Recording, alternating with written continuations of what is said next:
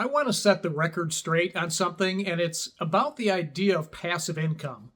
I fear that over the past 6 months or so, my videos may have been getting lumped into the pileup of people saying how easy it is to upload hundreds or thousands of AI-generated images every day to make passive income at Adobe and other stock agencies.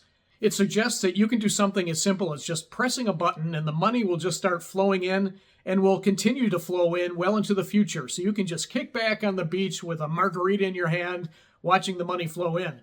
So I wanted to do a level set for anyone who has bought into the idea that you can earn big money for doing almost nothing. I've never wanted that to be the impression I give through my videos. In fact, many of my videos focus on all the research I've done and sharing tips on how you can look into what's selling so you can figure out what to upload.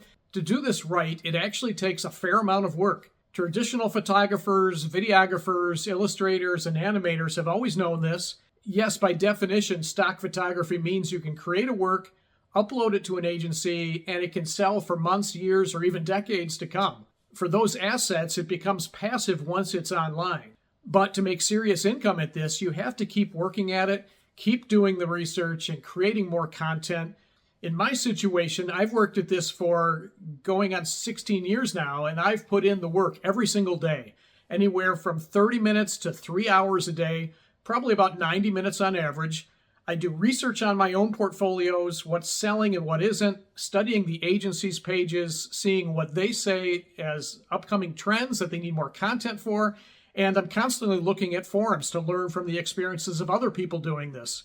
It takes that amount of regular work to bring me the side income I currently make doing this, which is about $50,000 to $100,000 a year. A few years ago, I reached about $130,000, but that was before Storyblocks made a major change in how it calculates contributor earnings, and my total income was cut in half overnight.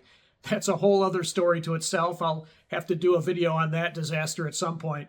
But I share my own example to point out that it is possible to make income from this. Now let's talk about AI, which is what's really been driving the whole passive microstock income craze right now. A lot of people have fallen for the hype of a handful of YouTubers saying, make hundreds or thousands of dollars a day with images that AI will generate for you. People who took that promise as a real opportunity jumped right in, started creating hundreds of images, which clearly took a good amount of time to do. And for many people, they saw and continue to see that Adobe rejects a certain amount of them. So there's learning involved to figure out why Adobe is rejecting those and what they need to improve. Maybe the images need better upscaling, or maybe the images need retouching in Photoshop to remove extra fingers or crazy teeth or gibberish wording on signs, all of which means more work. But assuming someone is getting into the routine of uploading new AI content every day and it's getting approved, that doesn't necessarily mean the work is driving significant earnings. That's when my mantra comes in. You have to find out what customers actually need and meet those needs better than anyone else can. I've seen several videos of people generating abstract backgrounds and saying they sell well, and that's just driven thousands more people to generate their own abstract backgrounds to copy that success. But picture what that really means. Yes, there could be thousands of potential buyers right now doing a search for abstract backgrounds, but the odds of your work making it through the millions of new abstract images to catch the buyer's eyes aren't so good.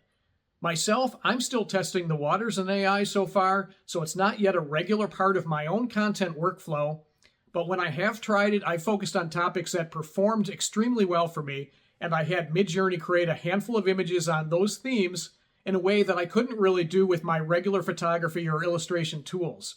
I titled and keyword those images in a similar manner that I found to be successful with traditional images and videos, and they got accepted and started selling right away. So it's absolutely possible to generate some nice income from AI images you submit to Adobe Stock. I can verify from my own experience that it is achievable. But don't let anyone fool you that it's with just a few mouse clicks you can let AI do all the work for you and you just sit back and watch the money roll in.